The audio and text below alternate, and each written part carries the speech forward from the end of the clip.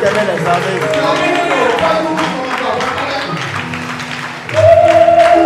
J'ai dit d'acclamer l'Éternel des armées. Amen.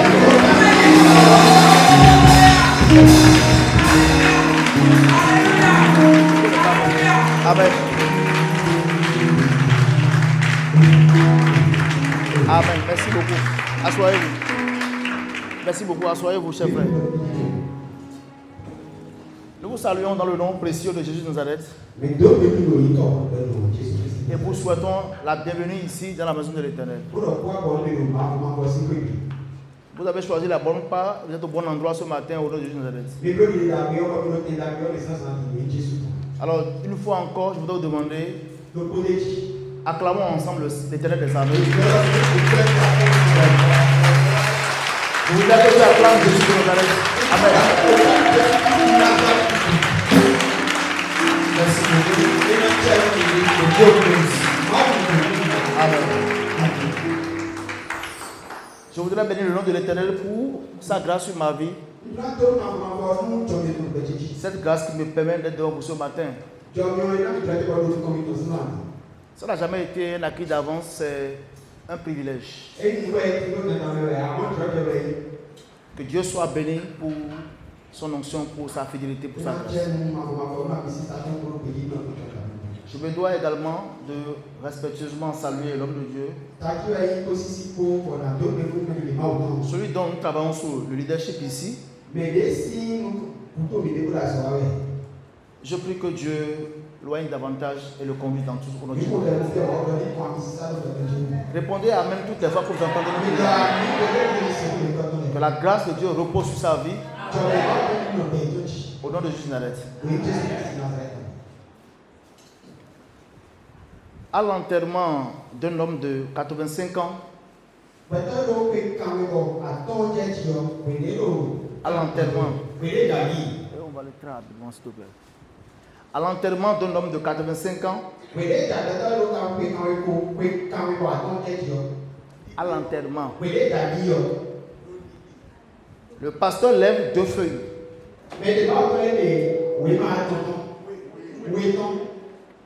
Il y a une feuille sur laquelle avait inscrit le monsieur des choses qu'il avait prévu faire un jour donné.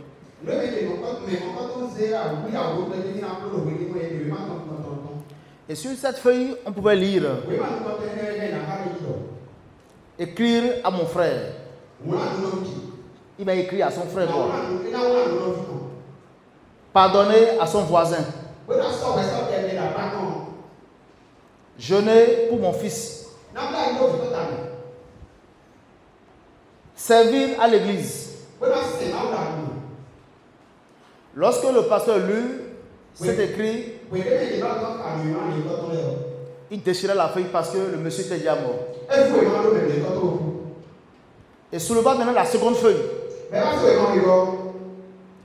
sur laquelle était matérialisé ce qu'il a pu réellement faire. Ce qu'il a pu réellement faire.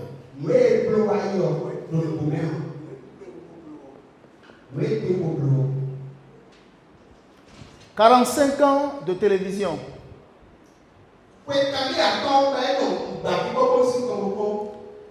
20 ans de soucis. 15 ans de j'ai pas le temps. Et le pasteur dit, le problème c'est qu'on vit comme si on allait recevoir une 3e liste. Il n'y en a que 2. La Bible déclare dans Ephésiens 5, le verset 15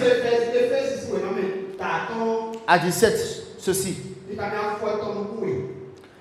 Prenez donc garde de vous conduire avec circonspection, sans débordement. Non comme des insensés, mais comme des sages. Rachetez le temps car les jours sont mauvais. C'est pourquoi ne soyez pas inconsidérés, mais comprenez quelle est la volonté du Seigneur. Peuple de Dieu, je voudrais ce matin vous dire que Le but ultime d'un enfant de Dieu, d'un racheté, de quelqu'un qui a connu Jésus-Christ dans ce monde, c'est d'aller au ciel, c'est d'hériter le royaume des cieux.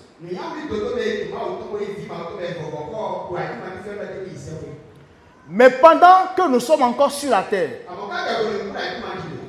chacun de nous est appelé à accomplir un certain nombre de choses que Dieu a déjà inscrites sur sa vie avant qu'il nous naisse.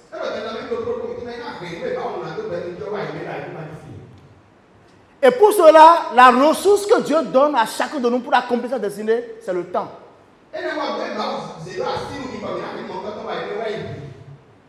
Le temps. Vous savez, nous sommes ici à la Mirade. Et le mandat sur lequel nous travaillons, que Dieu nous a donné, c'est la restauration des destinées. Et on ne peut pas parler des destinées, de leur accomplissement, de leur restauration, sans passer du temps à expliquer ce que c'est que le temps.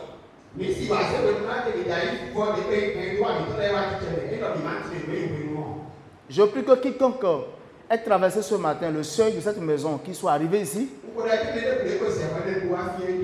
si un temps vous n'étiez pas dans la volonté de Dieu par rapport à votre destinée, que Dieu vous ramène au nom de Jésus. C'est pourquoi le thème sur lequel nous allons travailler aujourd'hui et quelques séances après aussi, c'est racheter le temps car les jours sont mauvais. Je voudrais que tu répètes à quelqu'un, rachetons le temps car les jours sont mauvais. C'est lorsque tu ne commences pas à répéter ça que ça commence. Rachetons le temps car les jours sont mauvais. Amen. Il y a un jeune chasseur, un oiseleur, un chasseur d'oiseaux. Et il a trouvé dans la brousse une vingtaine de pierres qu'il a ramassées. Et désormais, il voulait s'en servir pour tuer les oiseaux comme il en a l'habitude.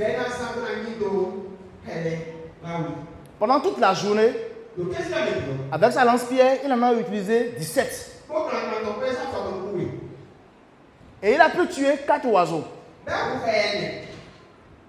Et c'est lorsque le soir, il est venu là où il devait vendre ces oiseaux, qu'il a trouvé un bijoutier. Qui lui a dit, où est-ce que tu as trouvé ces pierres? Parce que notre ami ne savait pas que c'était des pierres précieuses, c'était des diamants. Il en avait utilisé 17 déjà pour tuer des oiseaux. Et il restait 3. Or, une de ces pierres pouvait coûter des millions de dollars. Il a gaspillé 17. Ces pierres sont les années de nos vies. Ces pierres sont les années de nos vies. On peut les gaspiller autant de fois afin de s'en rendre compte. Amen. L'idée centrale de la partie, de cette première partie par rapport à l'enseignement qui constitue Rachetons le temps, nous allons retenir ensemble que tu ne peux pas racheter ce que tu n'as pas appris à estimer. Ce que tu n'as pas appris à estimer, tu ne peux pas le racheter. Tu ne peux pas être guéri d'une maladie que toi-même, tu ne te dis pas être malade, mais tu comprends que tu n'en souffres pas. C'est dès lors que tu en es conscient que tu en souffres que tu chercheras les remèdes. Le sommeil, par exemple, est le Dieu de la plupart des gens et ils se sont organisés pour que ce soit ainsi. Le sommeil, par exemple, est le Dieu de la plupart des gens. Et ils se sont organisés à ce que cela soit ainsi. Pour d'autres, leur Dieu, c'est l'oisiveté. Suivez-moi bien, s'il vous plaît. Ça va prendre la lutte d'une prédication, mais c'est un enseignement. Je voudrais m'attarder sur beaucoup de choses. Suivez-moi, s'il vous plaît, et notez bien, parce que ça concerne notre destinée. Ça concerne chacun de nous. D'autres ont l'oisiveté comme leur Dieu. J'ai un ami qui est parti au Canada qui m'a dit on doit remettre l'Afrique au travail parce que nous sommes un peu paresseux en Afrique. C'est une parenthèse. Alors, pour savoir qui est Dieu d'un homme, vérifie quels sont les rendez-vous auxquels il ne manquera jamais. Pour savoir qui est Dieu dans la vie d'une femme, vérifie les rendez-vous auxquels il ne manquera jamais. Et pour connaître la vraie priorité d'un homme, du fond de son être, cherche à savoir ce qu'il ne manquera pas de faire, sauf s'il se trouve dans des circonstances très difficiles.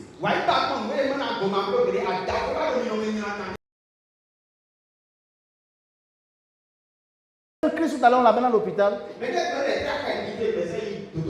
À son réveil, il demandera d'abord son portable et les appels manqués sur WhatsApp d'abord.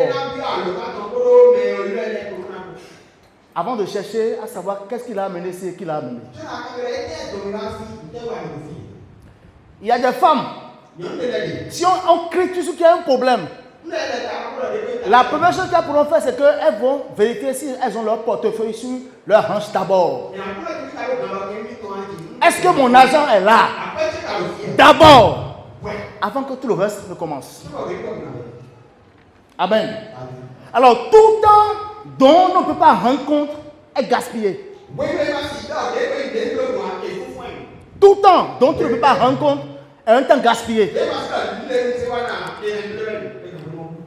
Le diable œuvre pour s'assurer que les croyants ne respectent pas leurs emplois de temps. De peur que ces croyants n'accomplissent leurs projets prioritaires et ce qui sera pour le diable une destruction. C'est pourquoi Jésus a dit dans Luc 2,49, il faut que je fasse l'œuvre de mon Père pendant qu'il est encore temps. Je suis toujours en train d'introduire, suivez-moi bien parce que nous allons quelque part. Le cadeau commun que Dieu a donné à tous les hommes, que tu sois de grande taille, petite taille, que tu sois noir ou blanc, que tu sois riche ou pauvre, c'est le temps. Le cadeau commun que nous avons reçu. Alors, ce que vous êtes et ce que vous devenez dépend de la façon dont vous utilisez votre temps.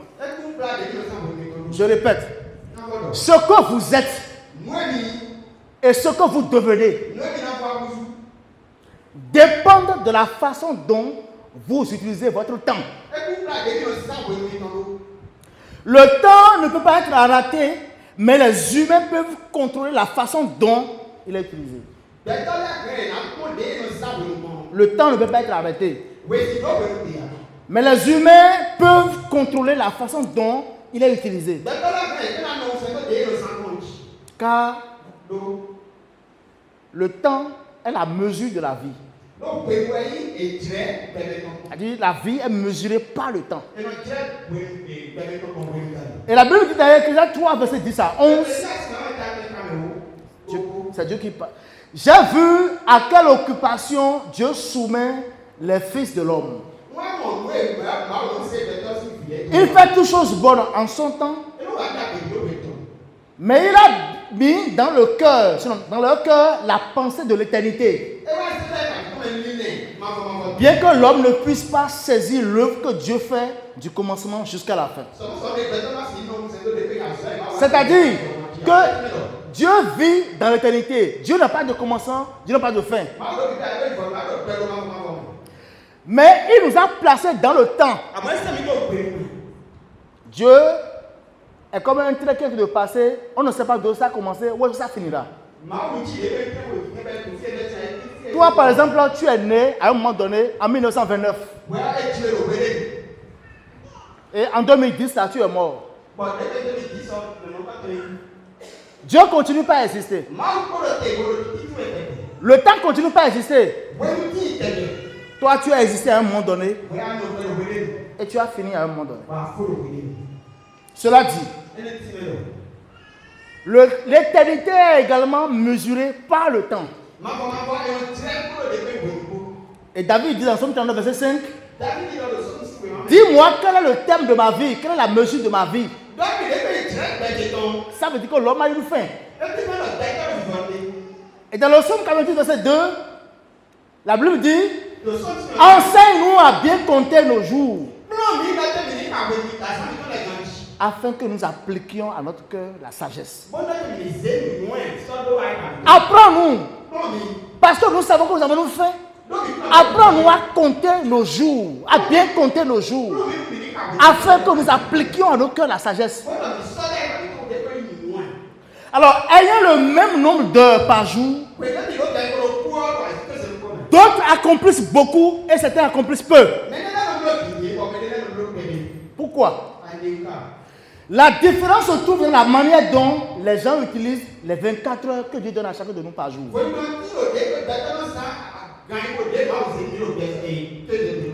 Certains dorment pendant 5 heures par jour et investissent tout le temps qui reste.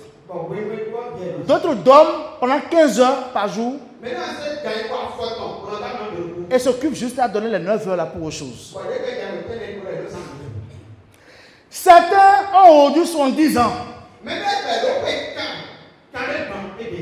mais ils ont en réalité vécu véritablement pour 50 ans. Parce qu'il y a eu 20 ans qui ont été gaspillés. Tout comme ce oiseleur qui a déjà eu 17, avant de se rendre compte que, attention, il reste 3 et c'était précieux. Des gens ont 30 ans, 40 ans, 50 ans. Mais en vérité, ont vécu jusque-là pour 20 ans, pour 28 ans. Parce qu'il y a eu 10 ans, 11 ans, 12 ans qui sont déjà gaspillés. Est-ce que vous me suivez? Alors, chaque personne née de nouveau, je parle d'un croyant né de nouveau, a l'occasion de rencontrer le temps qui passe là 2 fois. C'est-à-dire ceux qui sont nés de nouveau. Si tu n'es pas converti, ce dont je parle ne te concerne pas. Alors, la première fois, c'est le temps que nous rencontrons actuellement. Actuellement, il est quelle heure là? Il est 10h00. Nous sommes tous en train de rencontrer, alors nous sommes ce temps. Dans notre vie, dans notre destinée. Parce que nous sommes nés de nouveau. La seconde fois que nous allons rencontrer encore ce temps, ce sera, vous savez, après la période de tribulation, avant le millénium, Dieu va donner des récompenses, on appelle ça la noce de l'agneau. Lorsque Dieu voudrait nous donner des récompenses pour ce que nous avons fait de bien, parce qu'on ne va pas montrer ce que vous avez fait de mauvais, on n'est pas sur la condamnation, c'est en ce moment-là que tu verras dans un écran rapidement, 1000 ans devant Dieu sont comme un jour. Tu verras encore 10 heures. Ce jour-là, tu étais à la miracle en train d'écouter la parole de Dieu. C'est une bonne chose. Et Dieu te récompensera pour ça.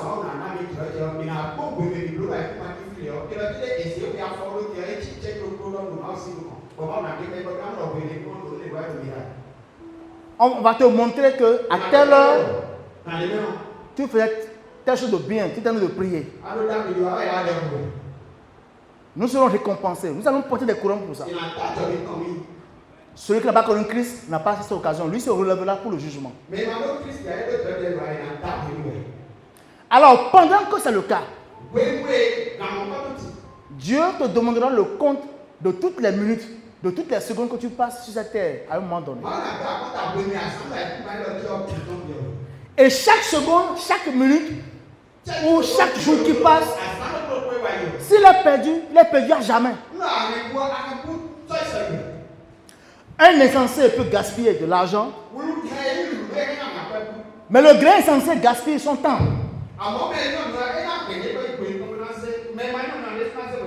Le croyant qui prend Dieu au sérieux devrait donner la dîme de son temps à Dieu tous les jours. Écoute-moi, dans une journée, tu pries pour combien de temps? Tu pries pour combien de temps? Tu injures les gens pour combien de temps? Tu fais Abba Palabre, des distractions pour combien de temps? Tu dors pour combien de temps? Tu prends combien de temps pour faire les soins de visage? Et finalement, combien de temps tu donnes à Dieu? Finalement, Dieu a combien de temps dans ta journée qui est passée hier? Le temps qui est passé hier, tu ne pourras plus jamais le rattraper. Toute chose qui gaspille mon temps est mon ennemi. Et je dois m'en débarrasser. Même s'il est une amie ou bien un ami. Tout ce qui gaspille ton temps, mon frère, est en train d'attaquer ta destinée. Le temps. Il y a des gens de votre âge qui sont déjà enterrés. Vous êtes encore vivant. Alors pas pour nous promener, mais pour accomplir le reste de ce que Dieu a prévu pour ta vie. C'est pour ça que tu es encore là. Quelqu'un a commencé par servir Dieu à 21 ans, il est mort. Peut-être à 61 ans, il aura servi Dieu pour 40 ans. Il aura servi Dieu pour 40 ans. Il aura servi. Mais quelqu'un qui commence peut-être à 40 ans et qui finira aussi à 81 ans, il doit servir Dieu pour combien de temps? Pour 40 ans également. Ils n'ont pas commencé au même moment. Donc si tu es encore en vie, Dieu est en train de calculer encore ce qu'il te reste à faire dans ta destinée. Et un temps que tu perds, ou toute personne qui t'aide à perdre de temps est ton ennemi dans ta destinée. Est-ce que vous me suivez? Cet enseignement devra faire cesser toute indulgence avec le temps. Que tout le monde prenne son temps au sérieux à partir de maintenant jusqu'à ce que Christ revienne ou bien que la mort vienne. Tous ceux qui veulent être comme Dieu planifient leur temps. Dieu planifie son temps et le respecte. Écoutez rapidement ce que Proverbe dit ici. Proverbe chapitre 6, à partir du verset 6 dit: va vers la fourmi, paresseux. Je ne t'injurie pas, c'est la Bible qui le dit. Va vers la fourmi, paresseux. Considère ses voies et deviens sage. Car la fourmi n'a ni chef, ni inspecteur, ni maître. Elle prépare en été sa nourriture. Elle prépare sa nourriture. Elle amasse pendant la moisson de quoi manger. Elle amasse de côté ce qu'elle doit manger. Paresseux. Jusqu'à quand seras-tu couché? Quand te lèveras-tu de ton sommeil? Un peu de sommeil, un peu d'assoupissement, un peu croiser les mains pour dormir, et la pauvreté te surprendra comme un rôdeur et la disette comme un homme en âme.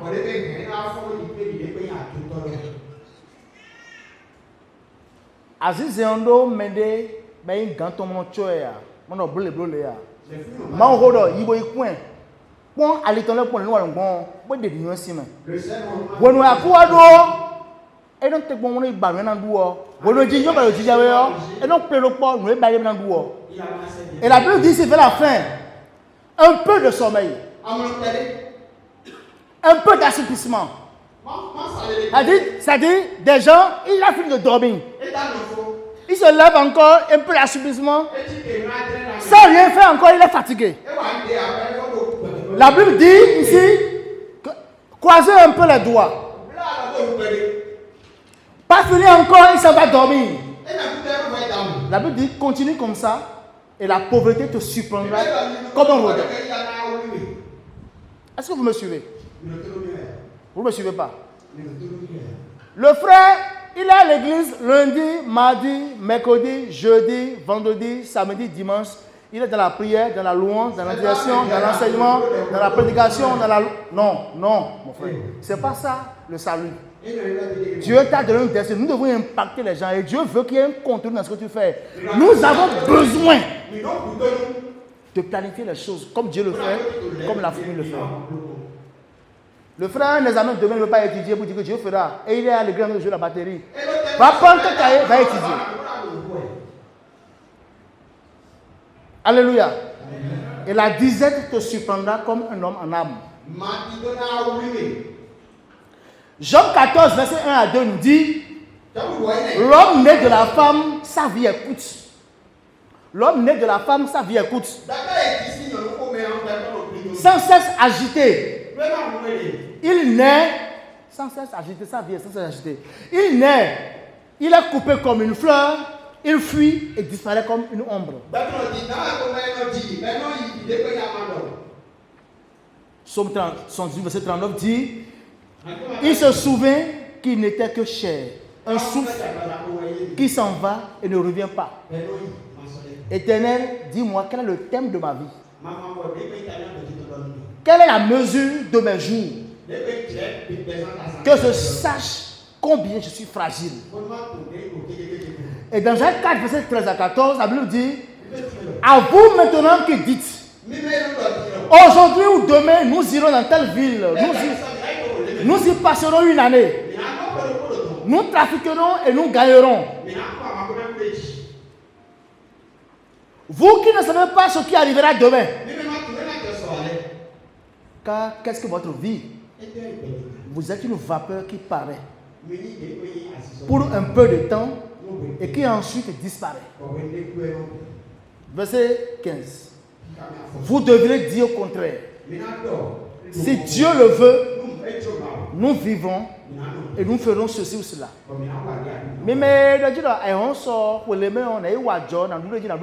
Dieu dit, comme le temps ne vous appartient pas, vous ferez mieux de dire. Vous feriez mieux de dire, si Dieu le veut, je vivrai et j'accomplirai telle chose. Car demain ne t'appartient pas, le temps qui passe ne t'appartient pas. Et tu ne connais pas toi-même le thème de ta vie. Alors on va commencer. Qu'est-ce que le temps? Le temps, c'est le point de contact entre des créatures finies et un être infini. C'est-à-dire, comme je l'avais dit tout à l'heure, Dieu, lui, il est éternel. À un moment donné, nous assistons, nous le rencontrons et nous finissons encore à un moment donné.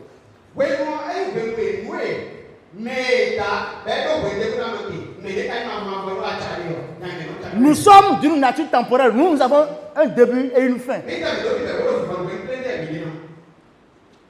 Le temps caractérise le mode d'existence de ce qui est créé. Très bien.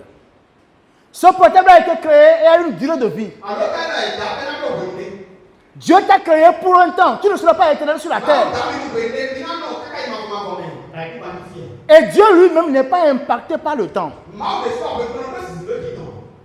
C'est pourquoi normalement Dieu n'existe pas. Dieu est. C'est ce qu'on a créé qui existe. Qui existe pour un temps. Dieu est immuable. Dieu ne devient pas. Dieu est. Il est, il est. Il a dit à Moïse, quand Pharaon te demandera qui t'a envoyé, dis-lui que c'est moi, je suis qui t'ai envoyé. Mais vous et moi, nous sommes marqués par un début et par une fin. Et il faudrait que chacun en prenne conscience parce que ne parle pas au début fait que nous perdions beaucoup de temps avant de nous rencontrer. Ah, il reste un peu de temps. Le temps est un véhicule qui nous transporte vers notre destinée. Dieu a prévu que tu sois telle chose, mais Dieu commence petitement. Et le temps te transporte d'un jour à l'autre, d'une année à une année, jusqu'à ce qu'à un moment donné, ce que Dieu a prévu commence à s'accomplir. Mais le temps est déjà passé. La Bible déclare, il y a un temps pour toutes choses. Un temps pour toutes choses, sous les cieux, un temps pour naître, un temps pour mourir, un temps pour planter et un temps pour arracher ce qui a été planté. Nous avons donc traversé hier pour être ici aujourd'hui. Et quand la Bible dit donc de racheter le temps, il dit quoi concrètement? Le temps est défini par deux manières. Il y a deux types de temps. Et il y a le temps chronos, c'est-à-dire le temps qui passe, la minute, le jour. On dit aussi le temps physique, les jours qui passent.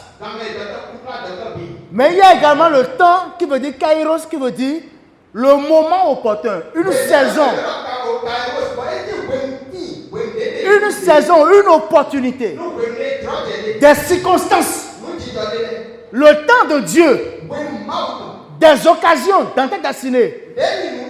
C'est-à-dire, Dieu a prévu que à tel moment tu te marieras, à tel moment tu pourras acheter un véhicule, à tel moment tu feras. Des saisons que Dieu a prévues, qui ont jonché ta destinée, des occasions, des opportunités. Et c'est ça qu'il faut racheter. Nous ne sommes pas en train de racheter le temps qui passe. Ce n'est pas que Dieu va vous ramener. C'est pas que Dieu va vous ramener à 0 pour que vous commenciez encore à 1 an, 2 ans pour grandir. Mais Dieu veut ouvrir nos yeux sur ce que chaque jour qui passe, les opportunités qu'il a placées pour ta destinée, tu puisses les saisir et en tirer le meilleur. Sinon, après un temps, tu diras que j'ai tout perdu. Nous devons racheter le kairos, c'est-à-dire le moment opportun. La saison où Dieu nous donne des opportunités pour nous repositionner. Dieu a voulu, par exemple, cette année, te faire une grâce particulière, peut-être en octobre, peut-être en septembre, peut-être en juillet, qui va te propulser pour que tu sois repositionné. Le fait d'être distrait, de louper cette occasion, fait que tu auras perdu le temps. Rachetons le temps. Rachetons ces saisons. Rachetons ces opportunités. Rachetons ce temps de Dieu. Dans Luc 19, verset 44, Jésus s'est mis à pleurer à l'entrée de Jérusalem. Et il dit, Jérusalem, tu n'as pas connu l'heure de ta visitation. L'heure de ta visitation. L'heure de ton salut. En réalité, la visitation désigne le moment où Dieu s'approche, le moment où Dieu parle, le moment où Dieu agit. C'était le kairos, c'était un moment où Dieu a prévu sauver Israël. Mais Jérusalem, jusque-là, a vu le Messie, il ne l'a pas reconnu. Dieu dit, Jésus pleure. Tu n'as pas reconnu le temps de ta visitation. De la même manière, autant que pour nous, lorsque nous sommes distraits, loin de Dieu, loin de sa parole, ces occasions de visitation de Dieu passent dans nos vies. Et nous passons à côté. Et Dieu dit, il n'a pas reconnu ce temps. Il n'a pas reconnu ce temps. Ce temps que Dieu te donne, tu n'as pas reconnu. C'est pour ça que nous faisons cet enseignement ce matin. Il ne s'agit pas donc de racheter les minutes qui passent, mais de saisir toutes les occasions que Dieu a prévues pour nous dans nos destinées. De rentabiliser le temps que Dieu nous donne, les saisons que Dieu nous donne. Car le temps est la ressource précieuse pour accomplir tout ce que Dieu a prévu. Alors, la Bible dit dans Jean 17, verset 3, « Oh, la vie éternelle, c'est qu'ils te connaissent toi, le seul vrai Dieu, et celui que tu as envoyé, Jésus-Christ. » La vie éternelle, c'est qu'ils te connaissent toi. Le seul vrai Dieu. Et celui que tu as envoyé. Alors, pour que la nature temporelle que nous avons, parce que nous avons un début et une fin, pour que cette nature temporelle retrouve la nature éternelle de Dieu, nous devons connaître Dieu pendant notre existence. Je ne sais pas si vous me comprenez. Nous vivons pour un temps. Mais la Bible dit que Dieu a mis en nous la pensée de l'éternité. Et la Bible dit que la vie éternelle, c'est que nous connaissions Jésus-Christ. Donc, notre nature temporelle que nous avons, lorsqu'elle goûte à Dieu, lorsqu'elle rencontre Dieu, elle rentre dans le processus également de l'éternité de Dieu. Dieu nous a créés pour le chercher, pour le connaître. Donc, passer son existence à ne pas connaître Dieu, ce sera gaspiller toute ta vie. Écoutez-moi, que tu aies emmagasiné des trésors, que tu aies voyagé, que tu aies un grand carnet d'adresses, que tu aies ceci, si dans ton existence, tu n'as pas rencontré Christ, tu as perdu tout, tu as tout gaspillé et ta vie aura une fin. C'est ceux qui sont en Christ qui auront une éternité heureuse. Alors, chaque jour, est-ce que tu prends ton temps à chercher celui-là dans ton existence? Ou bien tu gaspilles ton existence? Et quand signifie une vie, si elle n'a pu rencontrer Jésus-Christ pendant son existence? Je vais vous parler rapidement de 2 volets de temps pendant notre existence. La première chose, c'est la distraction. Vous allez voir au niveau de Luc 10, entre verset 38 et verset 42, Jésus était arrivé à Béthanie. Sinon, Jésus est entré dans Béthanie. Et il y avait 2 sœurs qu'on appelle Marie et Marthe. La Bible dit que Marie était là auprès de Christ, à ses pieds, en train d'écouter ses paroles. Mais Marthe faisait des travaux, c'est elle qui préparait la cuisine. À un moment donné, elle est venue dire à Jésus, n'est-ce pas bien que Marie puisse me rejoindre pour travailler? Ce qu'elle fait là, c'est bien ça. Jésus a dit à Marthe, tu t'agites pour beaucoup de choses. Marie a choisi la bonne part. Je voudrais vous dire, mes frères, tout ce que tu fais en courant, pour même dire que tu sais Dieu, quand ce n'est pas dans la volonté de Dieu, tu perds ton temps. Dans notre existence, tout le monde veut rechercher la volonté de Dieu. Vous savez, Jésus a dit à Marthe, Marie a choisi la bonne part. Elle faisait ce qu'elle doit faire. Elle est à l'endroit où elle doit être. Je voudrais que tu réfléchisses. C'est un enseignement à ta vie. Est-ce que chaque jour, ce que tu fais rentre dans la volonté de Dieu pour ta vie? Et dans ton existence jusque-là, tu es sûr que tu es dans la bonne direction de Dieu pour ta vie. Nous réfléchissons beaucoup. Nous choisissons beaucoup de chemins, de voies. Nous pensons que telle chose sera mieux. Nous faisons. Et parfois, Dieu n'est pas là. Et c'est une perte de temps.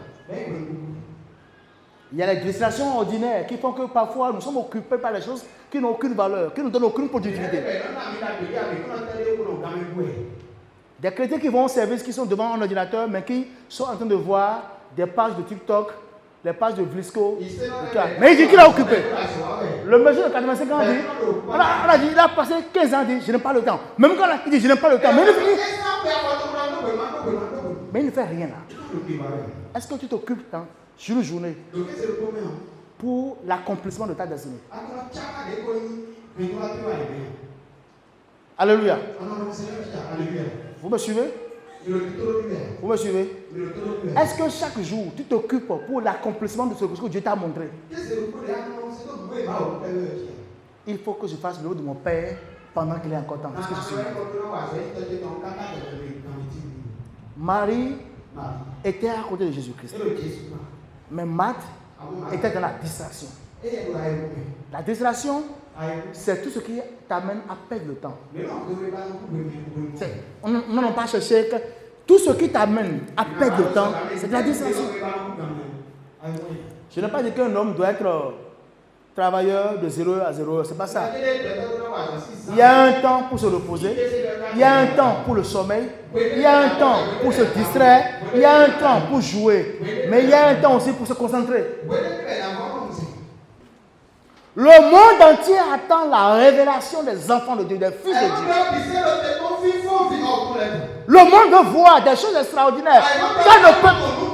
Il ne peut le voir que chez les enfants de Dieu.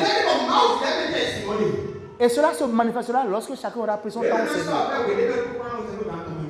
Dieu ne bénit pas les paresseux. Dieu ne bénit pas les paresseux. Dieu ne bénit pas celui qui ne fait rien. Dieu bénit l'ouvrage de nos mains. Dieu ne bénit pas le paresseux, le distrait. Dieu ne travaille pas avec les distraits. Dieu travaille avec comme Marie qui sont à ses pieds, qui écoutent, qui sont dans sa volonté. Recherchons la volonté de Dieu chaque jour pour nos vies. Lorsque tu te lèves le matin, recherche la volonté de Dieu pour ce jour. Seigneur, conduis-moi. Seigneur, conduis-moi. Partout où je serai. Sois avec moi. Éloigne-moi des futilités. Éloigne-moi des œuvres de la chair. Place-moi sur le chemin de ta volonté. Devait être prier chaque matin. Deuxième chose qui est un volant de temps, qui embête notre existence, c'est la procrastination.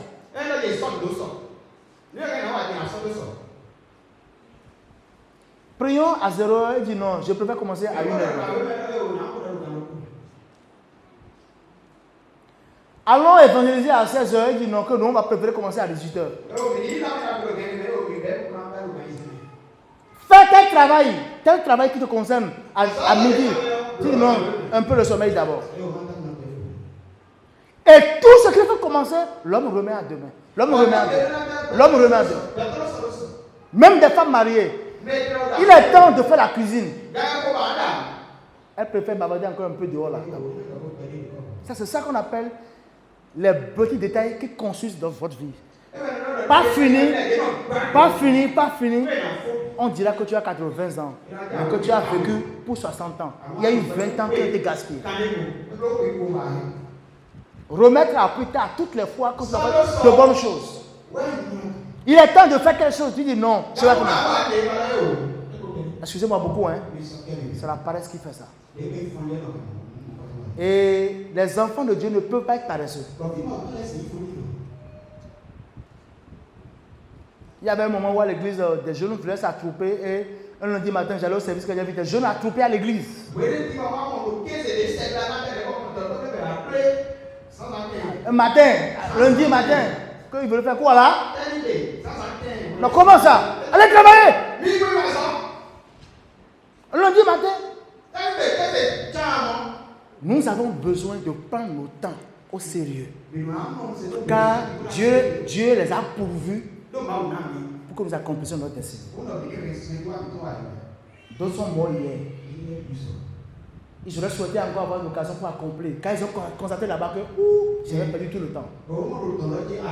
Évitons la distraction. Sous toute forme. Évitons la procrastination. Faisons chaque chose à son temps et à son moment. Que Dieu vous bénisse. En réalité, quelqu'un qui ne connaît pas Jésus, rien ne lui est possible parce qu'il n'y a pas l'occasion d'être racheté. Il n'y a aucun rachat. Mais nous, Dieu dit quelque part, on va en parler plus tard, que je vous remplacerai des années que vous avez perdues.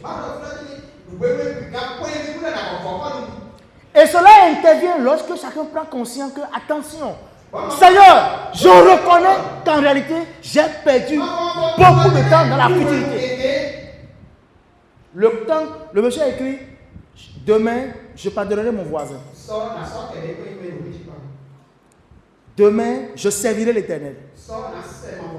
Tout ça, c'est de belles promesses, de belles intentions. Mais la fin n'a pas commencé. Demain, je ferai. Quand je suis sur le plan matériel, financier, spirituel, demain, je ferai. Cherchez l'Éternel pendant qu'il se trouve. C'est ça le premier point. Chercher dans ton existence, il faut chercher d'abord Dieu. Il faut le connaître. Sinon, il n'y a plus rien de possible. Chacun sera finalement ce dans quoi il a investi son temps. Non. Tu seras finalement ce dans quoi tu as investi ton temps. Très bien. Chacun sera finalement ce dans quoi il investit ton temps. Si tu investis ton temps à préparer ta destinée, tu auras de la gloire. Tu vas connaître. Si tu prends ton temps à quereller, à chamailler, à injurier, à garder les gens dans le cœur. Il y en a qui ne font rien, mais prennent tout le temps à se moquer des autres. Tu prends ton temps. Tu deviendras ce dans quoi tu as investi ton temps.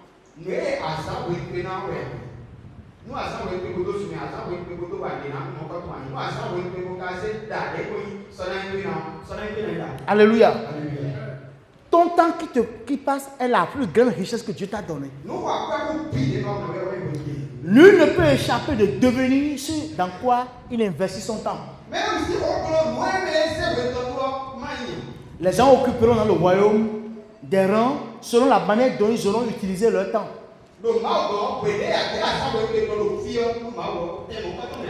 Les gens iront au ciel ou en enfer sur la base de comment ils auront utilisé leur temps. Ceux qui auront utilisé leur temps à résister à Dieu, à chercher des raisons pour ne pas croire en lui, et qui auront continué dans le péché, ils seront finalement en enfer. Tout ceci dépendra de ce à quoi ils avaient utilisé le temps que Dieu leur a donné. Tu es le bâtisseur de ta propre histoire. On peut venir d'une famille très pauvre et devenir très grand. Parce que toi-même, tu as choisi de bâtir quelque chose de sérieux avec le Seigneur. Pas la manière dont tu utilises ton temps. C'est de cette manière que tu bâtis quelque chose de sérieux ou non pour ton futur. Et tu pourras devenir un croyant ou un non-croyant. Un croyant charnel ou un croyant spirituel. Un amoureux du Seigneur ou un amoureux du diable. Tout ceci dépend de comment tu utilises le temps que Dieu t'a donné. Une personne sainte ou une personne non sainte. Une personne ayant le cœur pur ou quelqu'un ayant un cœur impur. Une bénédiction pour le peuple de Dieu ou un fardeau pour lui. Tout ça dépend de comment tu utilises ton temps. Un dirigeant spirituel ou un dirigeant charnel. Tout ça dépend de comment tu utilises ton temps. Que Dieu nous aide. Un homme ayant un caractère qui est contraire à ce que Dieu veut doit prendre le temps de travailler pour dire Seigneur, transforme-moi. Je veux être à ton image. Mais s'il prend son temps à s'enliser, à se trouver mieux dans ce comportement, dans ce caractère, il fera 1000 ans. Il ne connaîtra aucun changement. Ce que tu deviens dépend de comment tu utilises ton temps aujourd'hui. Que Dieu vous bénisse. Alors, un homme qui pourvoit à ses besoins et à ceux des autres, ou celui sur qui les gens doivent dépenser, tout ça dépend de comment tu utilises ton temps.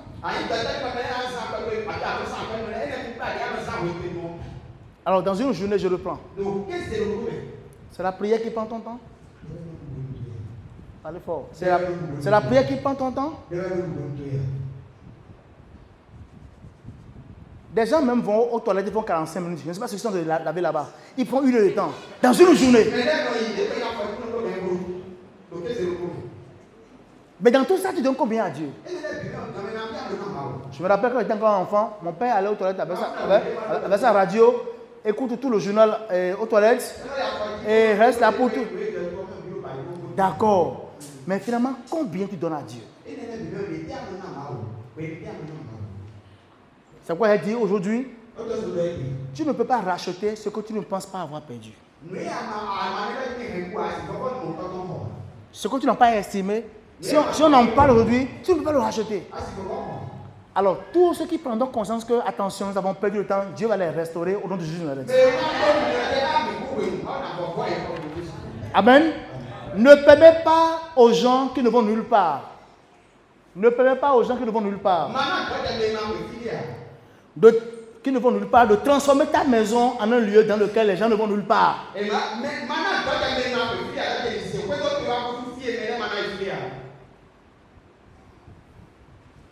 Toi-même là, ne peux même pas que des gens s'associent à toi maintenant pour te détruire, pour t'empêcher d'aller nulle part.